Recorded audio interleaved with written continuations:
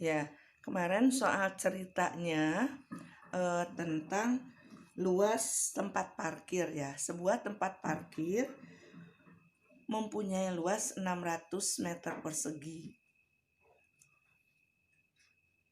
Hanya mampu menampung 58 sedan dan bis.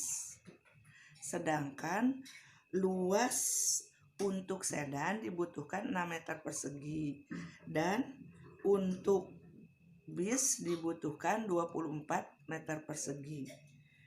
Tentukan, nah kalau kemarin tentukan model matematikanya, sekarang tentukan daerah himpunan penyelesaiannya.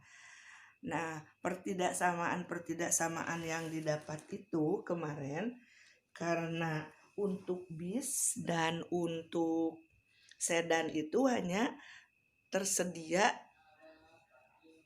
58 ya, menampung 58 dari bis dan sedan. Jadi pertidaksamaan yang pertama itu kita bahas kemarin X ditambah Y. Kalau hanya mampu menampung berarti tidak boleh lebih dari, tapi kurang boleh karena hanya boleh menampung. Sama dengan juga boleh, maka pertidaksamaannya kemarin dan ini ya, X tambah Y kurang dari sama dengan 58. Lalu yang kedua, pertidaksamaannya luas yang dibutuhkan untuk sedan ya, kalau kita misalkan sedan itu adalah X, yaitu untuk sedan itu adalah 6 meter persegi dan untuk bis itu 24 meter persegi. Sedangkan luas tanah yang tersedia itu adalah 600 meter persegi. Nah, di dalam pertidaksamaan, kalau dalam program linier biasanya kita sederhanakan karena kita akan membuat pada diagram kartesius. Jadi ini disederhanakan ke paling yang sederhana. Kita coba dibagi berapa? Coba ini 6. Ya, betul, dibagi dengan 6 semuanya. Maka ini X ditambah 24 dibagi 6 berarti 4Y dibagi 6 adalah 100. Maka pertidaksamaan yang kedua menjadi X plus 4Y kurang dari sama dengan 100. Nah, kemarin di model matematika itu ada syarat mutlak.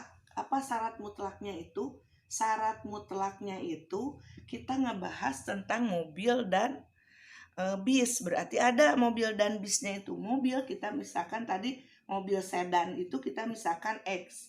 Karena ada kan tidak mungkin negatif. Maka ini syarat mutlak ya. Syarat mutlak pada program linear itu kalau kita bahas mobilnya ada, bisnya juga ada, maka Y lebih dari sama dengan 0. Maka pertidaksamaannya itu menjadi 4. Ini pertidaksamaan ke-1 tadi tentang hanya bisa menampung 58 kendaraan. Lalu ini luas setiap kendaraan yang nomor 2. Dan inilah yang disebut dengan syarat mutlak. Nah, bagaimana cara menggambarkannya? Tadi langkah-langkahnya.